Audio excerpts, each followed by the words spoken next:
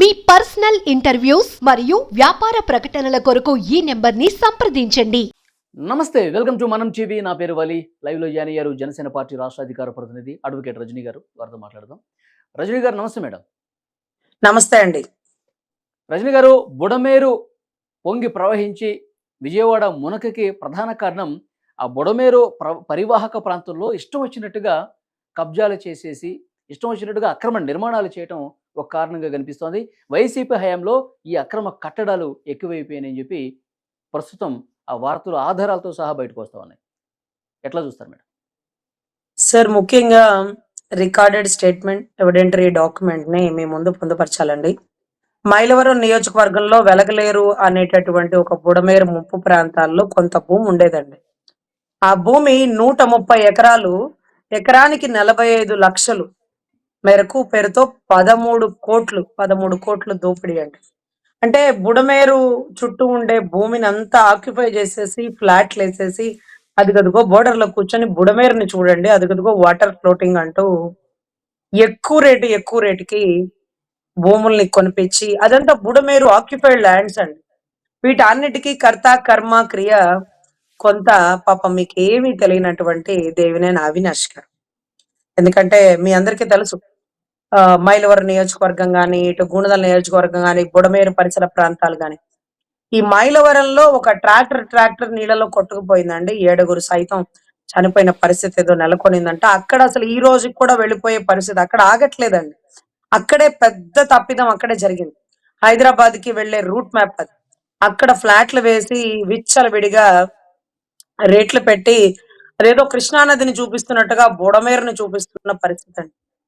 ఆ నీరు తీరు తెన్ను లేకుండా కొల్లేరికి పోవాల్సినటువంటి బుడమేరు వాటర్ ఎట్నుంచి ఎడిపోతుందో దాని సాంద్రత ఇలా ఉండేదాన్ని ఇలా ఇలా ఇలా తగ్గించి ఈ చుట్టుపక్కలంతా ఫ్లాట్లు వేస్తారండి. బోర్డర్ కి అవతల వైపున యువతల వైపున ఫ్లాట్లు వేసి ఇలా ఉండాల్సిన దాన్ని ఇలా చేసేసారు. దాని వల్ల ఎన్ని కోట్లు? 500 ఎకరాల భూమి అండి.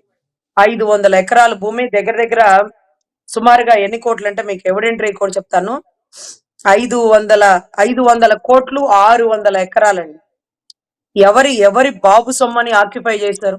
అప్పట్లో శ్రీకృష్ణదేవరాయలు గారు చెరువులు కట్టించారు. ఎక్కడైతే కూడికలు ఉంటే అవన్నీ తీపిచ్చేవారు. వీటన్నిటి వల్ల నీరు ఎక్కడో చాట నిలబడాలి, లేకపోతే అది ఉన్న చోటను ముంచేసిద్ది అనే విషయాన్ని అప్పటి నుంచి జరుగుతూనే ఉంది. చెరువులు ఆక్యుపై చేశారు, పార్కులు ఆక్యుపై చేశారు.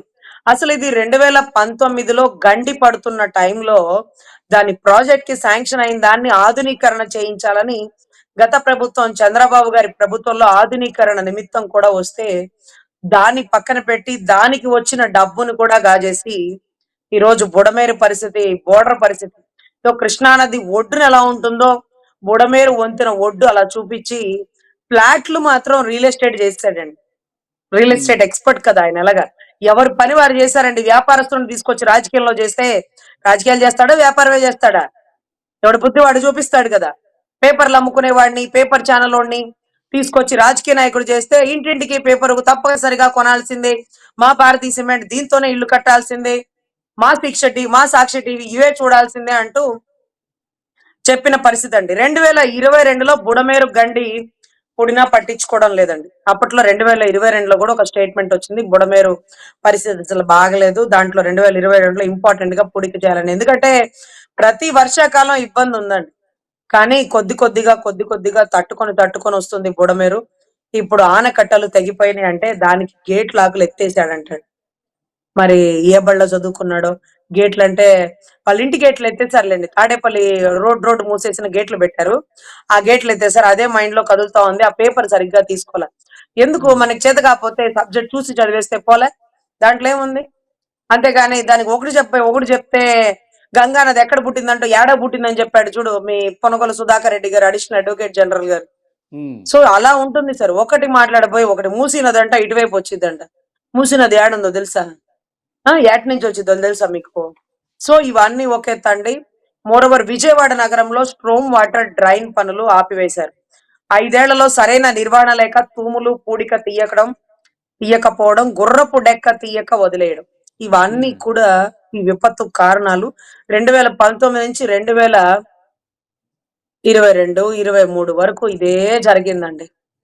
ఇక మనం ఎలా పోల్చాలి, ఎలా చెప్పాలనేది అవును. అర్థం కాని పరిస్థితి. అయితే దీని మీద పవన్ కానీ కళ్యాణ్ గారు కూడా ఒకటి మాట్లాడున్నారు. ఈ అక్రమ కట్టడాల మీద ఆయన కూడా స్పందించారు.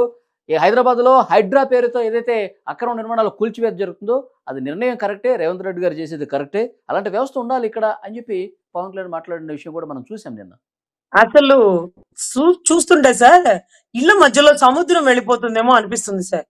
చూస్తూ హ్మ్. ఉండేవాళ్ళు గుండె పొట్టుతో పోయేలాగున్నారు టెన్షన్. అటువంటి పరిస్థితి సార్. అసలు కనుచూపు మేరలో కొట్టుకుపోయే పరిస్థితి. ఫస్ట్ ఫ్లోర్ మునిగిపోయి కార్లన్నీ డ్యామేజ్ అయిపోయి వస్తువులు నీళ్ళలో తేలి ఆడుతున్న పరిస్థితి అయితే ఉంది సార్.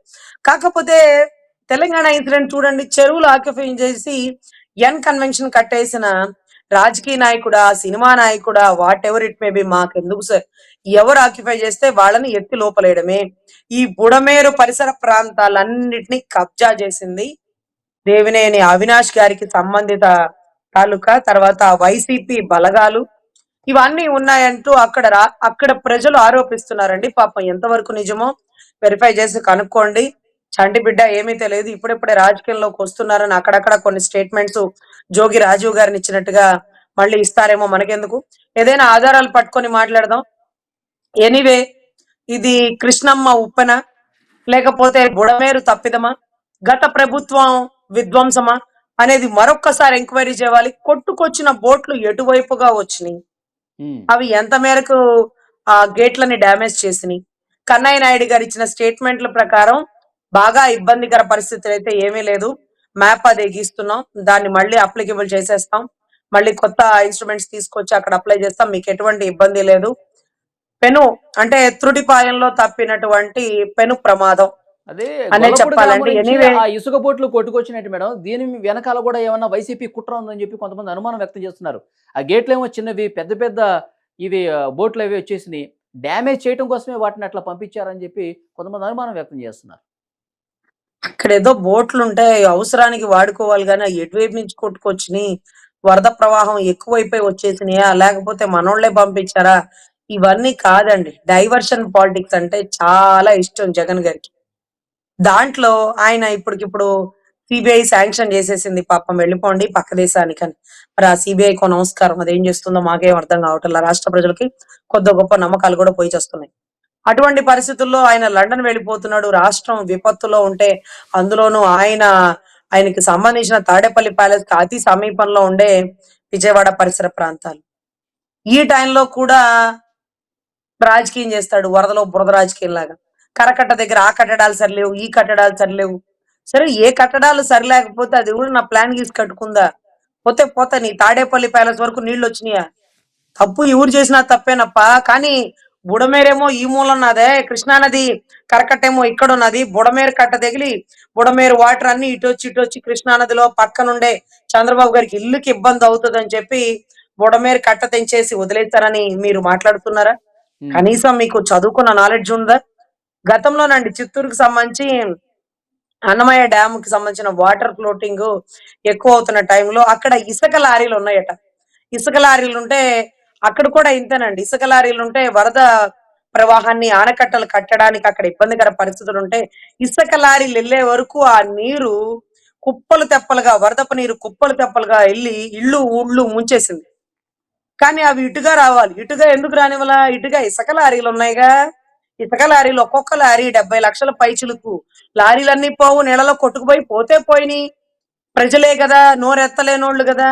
అంటూ గతంలో ఆయన చేసిన ఒక ప్రమాదకరమైన తప్పిదాన్ని ఇప్పుడు ఆధారాలు పెట్టి వెలుగులోకి తీసుకొస్తామండి.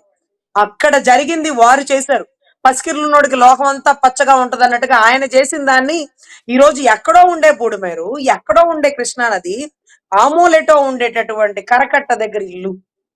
ఇదా అండి మీరు మాట్లాడేది? సో ఖచ్చితంగా గతంలో ప్రాజెక్ట్ లో మీరు ఎన్ని తప్పిదాలు చేశారో మొత్తం వెలుగుదీస్తాం. దీంట్లో ఓకే. కూడా బుడమేరు ఆక్యుపైడ్ ల్యాండ్స్ ని ఎవరెవరు కబ్జా చేశారు, ఎవరెవరు ఫ్లాట్లు వేశారు, రైట్. దాన్ని ఎవరెవరు పంచుకున్నారు, పెంచుకున్నారు, ఇవే కదా ఎలక్షన్ లో వాడిన డబ్బేమో బహుశా.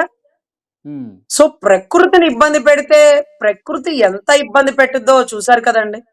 కానీ ప్రకృతిని ఇబ్బంది పెట్టిన వాడిని పరిపాలన దాంట్లో కూర్చోబెట్టిన ఓట్లేసిన మన తప్పిదమేనండి. సో మళ్ళీ రెండోసారి అలాంటి తప్పిదం చేయకుండా మనము విజనరీ ఉన్న వ్యక్తి చంద్రబాబు గారి ఆధ్వర్యంలో ఉంది కాబట్టి రాష్ట్రం ముఖ్యంగా విజయవాడ పరిసర ప్రాంతాలు ఏ ముప్పులో ఉన్నప్పటికీ మళ్ళీ యథాస్థానానికి తీసుకురాగల సమర్థత గల నాయకుడు అండి. ఎందుకంటే ఉదు తుఫానికి ముందు, తుఫాన్ తర్వాత వైజాగ్ ఎలా ఉందో మనందరికీ తెలుసండి. అవును. మోరవర్ ఇక్కడ కూడా మనకి న్యాయం దొరుకుతుంది. ఆయన గొప్పగా సుపరిపాలన అందించగలుగుతాడు. దీన్ని పూర్తిగా ఎక్కడి నుంచి అక్కడికి ఇళ్లలో మట్టి అంతా పేరుకుపోతేనండి ఇళ్ల లోపలికి వచ్చి ఫైర్ ఇంజన్ కి సంబంధించిన వాళ్ళు ఒక బలమైన మిషన్స్ పెట్టి వాటర్ ఫ్లోటింగ్ తో ఇల్లు మొత్తం శుభ్రం చేసేస్తున్నారండి. మళ్ళీ ఎలా ఓకే. ఉందో గతంలో అలా తీసుకొచ్చే పరిస్థితిలో నెలకొంటుందంట. ఇవంతా కూడా చూస్తుంటే ఆయన చిత్తశుద్ధి పరిపాలన, ఆయన విజనరీ, ఆయన ముందు చూపు ఇంకెవరికి రాదు, రాబోదండి. Yeah. Thank you very much Rajani garu. నమస్తే.